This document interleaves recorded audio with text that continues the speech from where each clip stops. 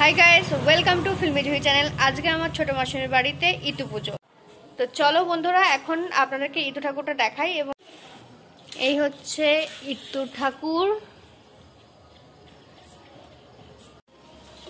এখন প্রসাদ সাজানো হচ্ছে।